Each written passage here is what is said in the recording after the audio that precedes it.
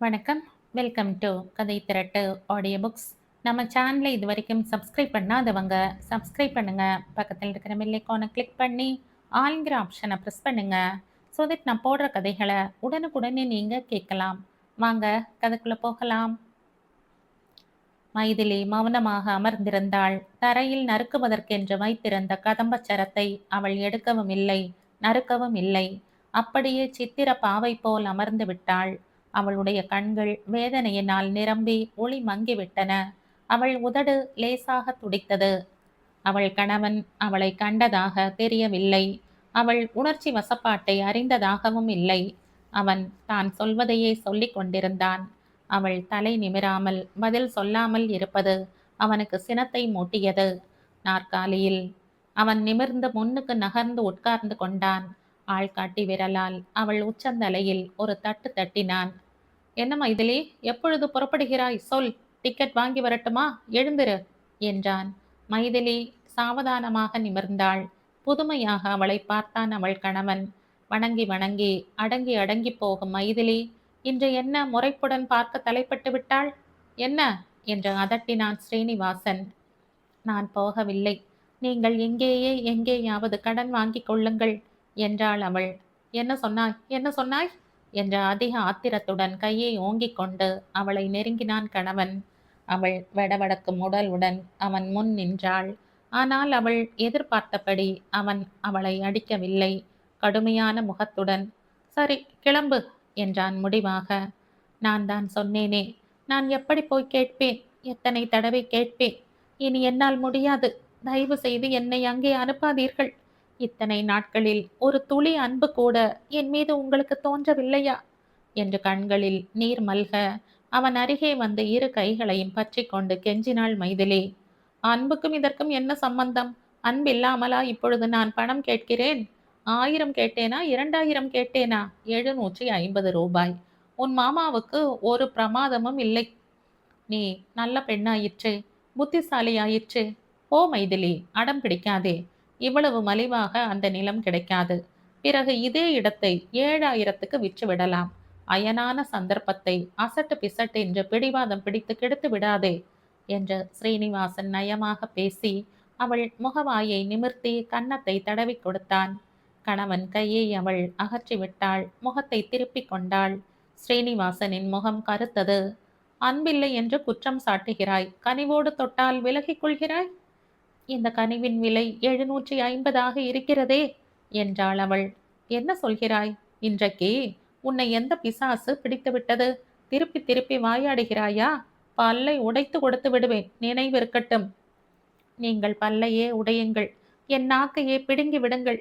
என்னால் இனி பணம் கேட்டுக்கொண்டு மாமா வீடு போக முடியாது என்றாள் அவள் தீர்மானமாக. அப்போ உனக்கு இருக்க இங்க இடமும் கிடையாது, நினைவிருக்கட்டும். எந்த மாமா வீடு போக மதிப்பு பார்க்கிறாயோ அங்கேயே கிடக்க வேண்டியதுதான். உங்கள் மனம் கல்லா? கல் கூட கரைந்து மிருதுவாகி விடுகிறது. உங்களுக்கு வாழ்வின் மேன்மைகளே தெரியாதோ? 500 ரூபாய் சம்பாதிக்கும் ஒரு மனிதன் 6 மாதத்துக்கு ஒரு முறை இப்படி பணம் கேட்பது உங்கள் மதிப்புக்கு குறைவில்லையா? யோசித்து பார்க்க மாட்டீர்களா? பணம் ஒன்றுதானா உலகில் பிரதானம்? ஆமாம், அது ஒன்றுதான். நீ கிளம்புகிறாயா இல்லையா? கிளம்புகிறேன் என்றாள் உயிரற்ற குரலில். தொட்டிலில் குழந்தை விழித்து கொண்டு விட்டது. அவள் அதை கையில் எடுத்து கொண்டாள். அவள் கன்னங்களில் இருந்து நீர் தாரை தாரையாக வழிந்து கொண்டிருந்தது. குழந்தை அதை அறியாமல் தன் குஞ்சு அதரங்களை குவித்து அந்த உப்பு நீரை துடைத்தது. ஸ்ரீனிவாசன் அவள் துக்கத்தை பார்த்து சிரித்தான். அவனுக்கு அது மிகவும் வேடிக்கையாக இருந்தது. உன்னிடம் அன்பில்லை என்கிறாய், தோ பார் நம் அன்பின் சின்னம் என்று கூறிக்கொண்டே அவன் தன் பிள்ளையை கை நீட்டி வாங்கி கொண்டான். பிள்ளை சுபாவத்துடன் அம்மகவு அவனிடம் தாவியது. அன்பின் சின்னமா இவன்? என் அடிமைத்தனத்தின் அடையாளம் அல்லவா? உங்கள் அன்பு எனக்குத்தான் பாகியமில்லை. பெற்ற பிள்ளைக்காவது உண்டா? பால் வாங்க மறுத்தீர்கள். மாமா மாடு வாங்கி அனுப்பினார். குழந்தைக்கு வயிற்றுக்கு கொஞ்சம் பற்றாக்குறைவுடன் கன்று குட்டிக்கு கூட விடாமல் பாலை விற்று பணமாக்குகிறீர்கள். பிள்ளையாரை கிள்ளி பிள்ளையாருக்கே நைவேத்தியம் காட்டிவிட்டு அதை அவர் பார்ப்பதற்குள் வாயில் போட்டுக்கொள்ளும் சாமர்த்தியம் உங்கள் ஒருவருக்குத்தான் உண்டு. அதற்கும் சாமர்த்தியம் வேண்டும் மைதிலி. சரி, நாழிகை ஆகிறது, கிளம்பு. என்று கூறிவிட்டு அவன் வண்டி பேசி வர வெளியே போய்விட்டான். தன் நிலையைக் கண்டு வெறுப்பும் நிராசையினால் எழும்பிய கைப்பும் கணவன் குணத்தைக் கண்டு ஏளனமும் மைதிலியை குமுறு குமுறு அழ வைத்தன.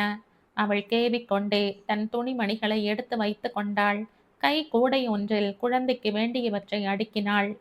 வண்டி கொண்டு வரப்போன ஸ்ரீனிவாசன் வந்துவிட்டான். அவளை துரிதப்படுத்தி வண்டி ஏற்றினான். தன் பையுடன் குழந்தையின் கூடையை எடுக்கப் போன மனைவியை தடுத்தான். வேண்டாம், குழந்தை இங்கேயே இருக்கட்டும். என்னை விட்டு இருக்க மாட்டானே என்று பரிதாபமாக கேட்டாள் மைதிலி. எல்லாம் இருப்பான். குழந்தையை பத்திரமாக பார்த்து கொள்கிறீர்களா? சரி சரி, படுக்கையை பார்த்து உதறி போடுங்கள். விளக்கு ஒன்றை எரியட்டும், இருட்டில் பயப்படுவான். சரி, இந்த உபதேசமெல்லாம் இருக்கட்டும். ஒன்று நினைவு வைத்துக்கொள், பணத்துடன் வர வேண்டும், இல்லையேல் வரவே வேண்டாம். அப்படியானால் என் குழந்தையை கொடுங்கள். அங்கேயே இருக்க நேரிட்டால்? தன்னை மீறி வார்த்தைகள் அவள் நெஞ்சத்தின் என்று வெடித்தன. எல்லாம் யோசித்துத்தான் அவனை வைத்திருக்கிறேன். திரும்பி வராமல் போய்விட்டால் நான் யாரை விட்டு பணம் கேட்பது? அவன் சிரித்தான் சுவாரஸ்யமாக. வெறுப்பு அவள் குருதியை நஞ்சாக்கியது.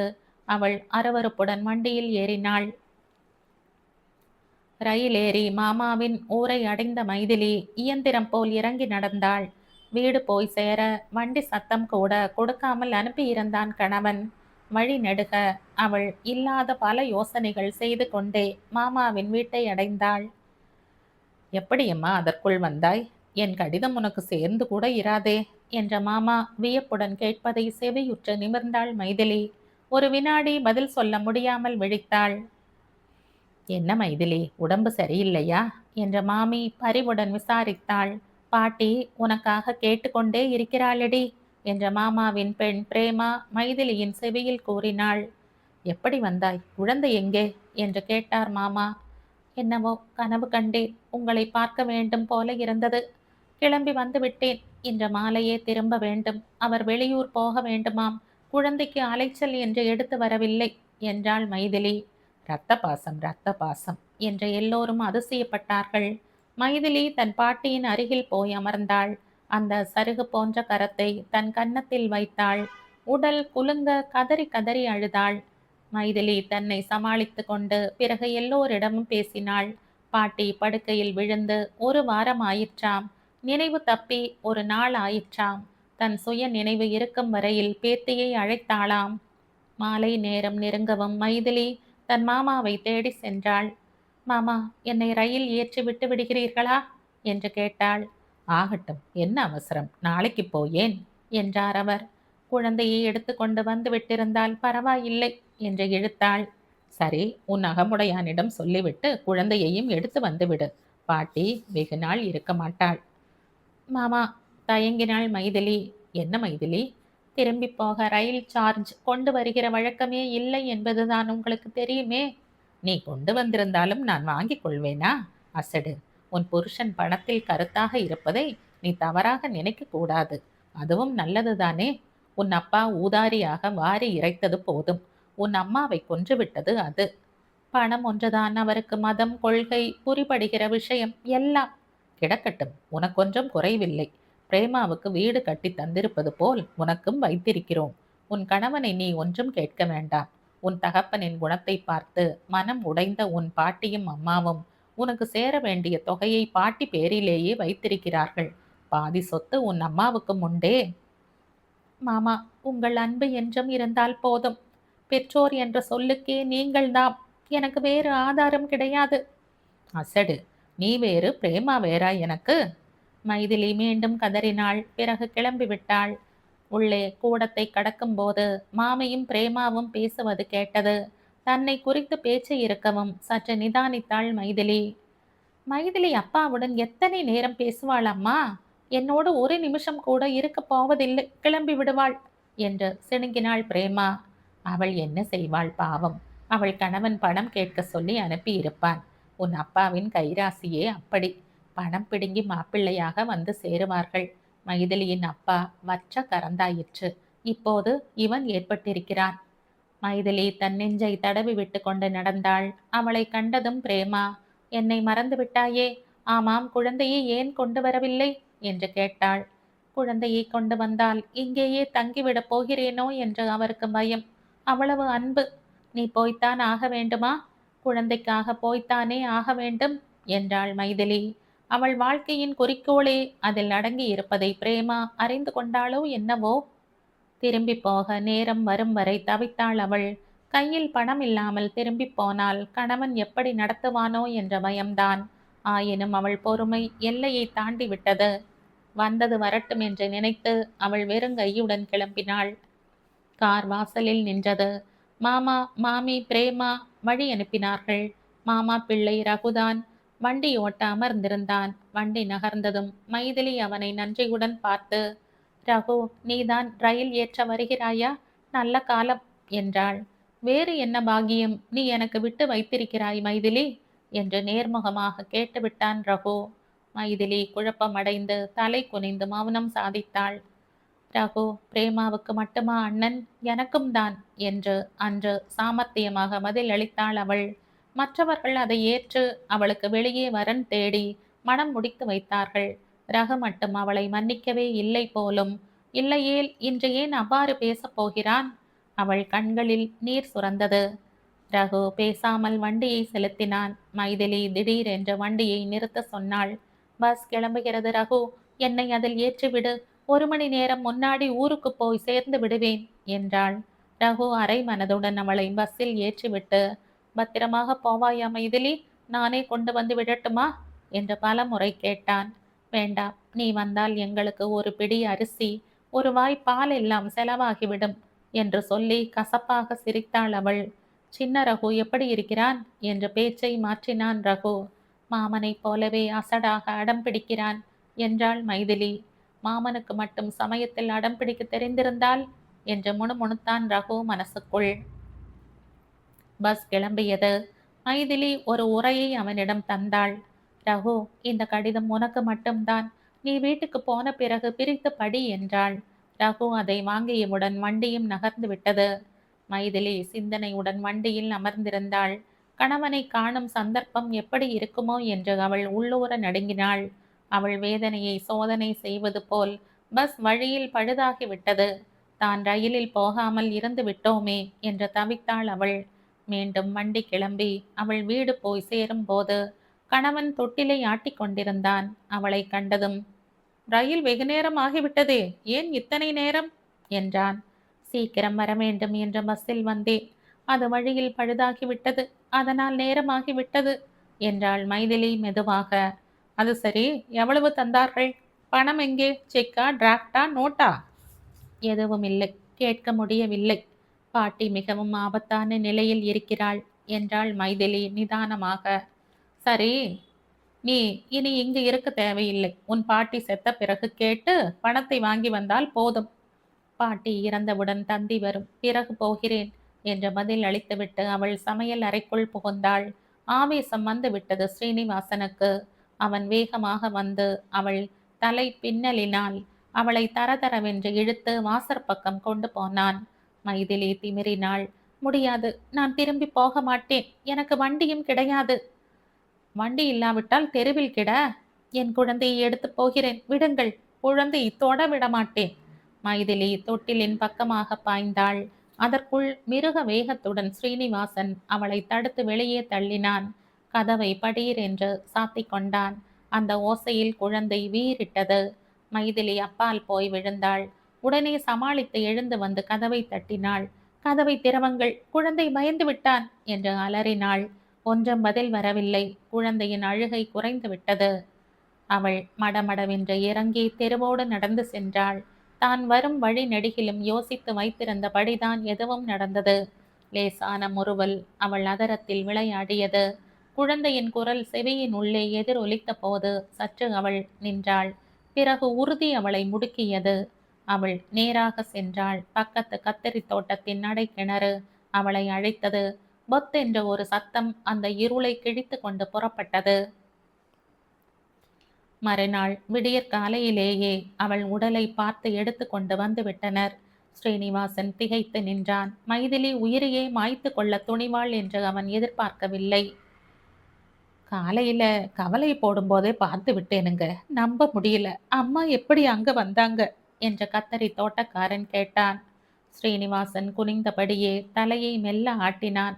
பிறகு பெருமூச்சு விட்டு கொண்டே மெதுவாக பேசினான். நேற்று மாமா வீடு போயிருந்தாள். 8:30 மணி ரயிலில் வருவதாக சொல்லி இருந்தாள். வரும் வழியில் தவறிவிட்டாளா என்றான். அடடா, ஒரு நாளும் இல்லாமல் நான் நேற்றுத்தான் வீட்டோடு எல்லோரையும் அழைத்து கொண்டு சினிமாவுக்கு போனேனுங்க. 7 மணிக்கே வீட்டை விட்டு போனோம். உறவு முறைகளை பார்த்து விட்டு வரும்போது மணி 12 அடித்து விட்டதுங்க. ஸ்ரீனிவாசன் கடவுளுக்கு நன்றி செலுத்தினான். பிறகு மனைவியின் அருகே போய் அமர்ந்தான். பிரம்மை பிடித்த அவன் நிலையைக் கண்டு எல்லோரும் பரிதாபப்பட்டனர். ஸ்ரீனிவாசன் தந்தி எழுதி ஒருவனிடம் கொடுத்தான். மற்றவர்கள் தெருப்பக்கமாக ஆளுக்கு ஒரு வேலையாக ஆவனவற்றை கவனிக்க சென்றனர். யாரோ பெண் பிள்ளைகள் குழந்தையை உள்ளே பார்த்து கொண்டனர். ஸ்ரீனிவாசன் மூளை வேலை செய்ய ஆரம்பித்தது. அப்பொழுதுதான் அவள் கை கடிகாரம் அவனுக்கு நினைவு வந்தது. முன்னாள் சண்டையில் கடிகாரம் விழுந்து உடைந்து விட்டது. அவன் அதை எடுத்தான். மணியை சரியாக 8:45 என்று வைத்து யாரும் பார்க்க முன் மைதிலியின் கையில் கட்டிவிட்டான். அவள் பையை மறைவாக எடுத்து போட்டான். மைதிலியின் ஊறிப்போன முகத்தை பார்க்க முடியாமல் கண்களை மூடிக்கொண்டான்.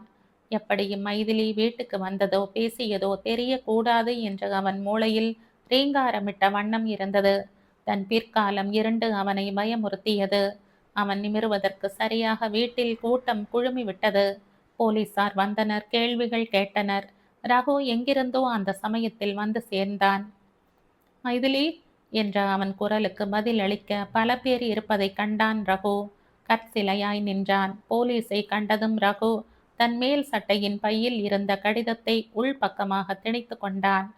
நடக்க வேண்டியவை நடந்தன. ரகு தானே வண்டி ஏற்றியதாக சொன்னதன் பேரிலும் மைதிலியின் கை கடிகாரத்தின் நின்று போன மணியை ஒப்பிட்டு பார்த்ததும் வழி தவறி விழுந்து விட்டதாக தீர்ப்பு கூறப்பட்டது. ரகு, நீ எப்படி வந்தாய் என்று கேட்டான் ஸ்ரீனிவாசன். எங்கள் பாட்டி இறந்து விட்டாள். நேற்று இரவு மைதிலியை அழைத்து போக வந்தேன் என்றான் ரகு. ரகு மட்டுமே மைதிலியின் தகன கிரியைக்கு இருக்க முடிந்தது. குழந்தையை எடுத்துக்கொண்டு போவதாக வெளியிட்டான் அவன். பின்ன நான் எப்படி வளர்க்க முடியும்? மைதிலி இருந்தும் பயனில்லை, இறந்தும் தொல்லை என்றான் ஸ்ரீனிவாசன். ரகு அவனை கொன்று விடுபவன் போல் நெருங்கினான். பிறகு மனம் ஒடிந்து திரும்பி விட்டான். பால் வாங்குகிற காசு, குழந்தை பராமரிப்பு செலவு எல்லாம் மிச்சப்படுத்தி மாளிகை கட்டி நன்றாக வாழ். வார்த்தைகளை துப்பிவிட்டு அவன் வீடு திரும்பினான். என் வீடு தேடி வந்து என்னையே அவமானப்படுத்துகிறாயா? டேய், மைதிலி இருந்தும் உன்னை காட்டி கொடுக்கவில்லை, இறந்தும் உன்னை காப்பாற்றி விட்டாள். நினைவு வைத்துக்கொள். என் வழியை விட்டிருந்தால் உன் கையில் விலங்கை பூட்டி உன் கழுத்தில் கயிற்றை மாட்டி இருப்பேன். நடந்தது முழுவதும் எனக்கு தெரியும். ஸ்ரீனிவாசன் ரகுவை ஏறிட்டு பார்த்தான். அவன் கோபத்தை கிளப்பினால் என்ன விவரம் வெளிவந்து விடுமோ என்று பயந்து மௌனமாக அவனை வழி அனுப்பிவிட்டான். பாட்டியின் அந்திம கிரியைகள் எல்லாம் முடிந்த பிறகு ஸ்ரீனிவாசன் ஒரு நாள் வந்தான் துக்கம் விசாரிக்க. பாட்டிக்கு நிறைய சொத்து இருந்ததாமே என்று கேட்டான் அவன். ஆமாம், அத்தனை மைதிலிக்கு என்று வைத்திருந்தாள் என்று கூறும்போது மாமாவின் குரல் நடுங்கியது. அப்பொழுது இப்பொழுது அந்த சொத்து யாரை சேரும்? என் குழந்தையைத்தானே. பாட்டிக்கு பிறகு மைதிலி இறந்திருந்தால் அவள் வாரிசுக்குத்தான் சேரும். இப்பொழுது பாட்டியின் சொத்து என்னைத்தான் சேரும். 2 மணி நேர வித்தியாசம். பாட்டி 10 மணிக்கு இறந்தாள். மைதிலி 8:45 இறந்து விட்டாளே என்று விளக்கினார் மாமா. ஸ்ரீனிவாசனின் முகத்தை கண்டதும் ரகு கசப்பாக சிரித்தான். ஆக்க பொறுத்தவனுக்கு ஆற பொறுக்கவில்லை அல்லவா? பொன் வாத்தை மயிரிழையில் இழந்து விட்டாய், பாவம் என்றான் ரகு. ரகு, பேசாமல் இருடா. நம் வீட்டை தேடி வந்தவர்களை அவ்வாறு பேசுவது பண்பல்ல. மேலும் நம் பொக்கிஷத்தை இழந்து நாம் நொந்திருக்கையில் இதென்ன பேச்சு என்றார் மாமா. ஸ்ரீனிவாசன் உடனே எழுந்து வெளியே போய்விட்டான். பேய் அரைந்த முகத்துடன் மயிரிழை மயிரிழை என்று பிதற்றிக்கொண்டே அவன் சென்றதாக ஊரில் கூறிக்கொண்டார்கள். ரகு, உன்னை உடன் பிறந்த அண்ணனாக நேசித்த குழந்தை மறைந்து விட்டாள். ஒரு துளி கண்ணீர் உன்னிடமிருந்து வரவில்லை. கோபத்துக்கும் தாபத்துக்கும் உனக்கு மனமும் சமயமும் இருக்கின்றன என்ற விசனத்தோடு கூறினார் ரகுவின் தகப்பனார். என் கண்ணீர் வற்றிவிட்டது அப்பா என்று சுருக்கமாக கூறிவிட்டு ரகு தனிமையை நாடி சென்று விட்டான். அங்கு மைதிலி தனக்கு எழுதின ஒரே கடிதத்தை மீண்டும் ஒரு முறை பிரித்து படித்தான். ரகு, நீ இதை படிப்பதற்குள் நான் என் வீடு சேர்ந்து விடுவேன். அங்கு நான் எதிர்பார்க்கும்படி நடக்குமேயானால் நீ வரும்போது என் பிரேதத்தைத்தான் காண்பாய். என் குழந்தையை காப்பாற்றும் பொறுப்பை உன்னிடம் ஒப்படைக்கிறேன். மனித தன்மையே இல்லாத ரத்தம் ஓடுகிறது என் வாழ்க்கை துணைவரிடம். இனி எனக்கு அவரிடம் பிடிப்பு இராது. குழந்தையை அவர் கொன்று விடாமல் பார்த்துக்கொள். அவர் சுகமாக வாழட்டும். அவரை ஜெயிலுக்கு அனுப்பாதே. ரகு, பதிபக்தியா என்று கேட்பாய். உன்னதமான உணர்வெல்லாம் என்னிடம் இறந்துவிட்டது. ஆயினும் அவரை காட்டிக் கொடுக்க எனக்கு மனம் இல்லை.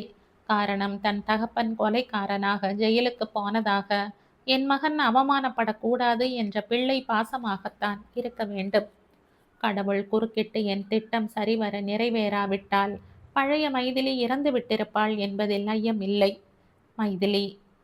ரகு அதை படித்து முடிப்பதற்குள் கலங்கிவிட்டான். மடை திறந்தாற்போல் கண்ணீர் பெருக்கெடுத்தது. என்னடா ரகு, உலகத்தில் நீளமான பாம்புகள் இருக்கின்றன என்பது தெரியாமல் இல்லை. நேரே அவை புறாக்களை விழுங்க பார்க்கும்போது குடல் நடுங்குகிறது அப்பா என்றான் ரகு, தன் கை கடிதத்தை தகப்பனாரின் கண்களில் இருந்து மறைத்து கொண்டே. கல்கி இதழில் வெளிவந்த சிறுகதை இது. இந்த கதை உங்களுக்கு பிடிச்சிருந்தா லைக் பண்ணுங்க, ஷேர் பண்ணுங்க, சப்ஸ்கிரைப் பண்ணுங்க. மற்றும் ஒரு இன்ட்ரெஸ்டிங்கான கதையோட அடுத்த வீடியோவில் சந்திப்போம். பாய். தேங்க்யூ.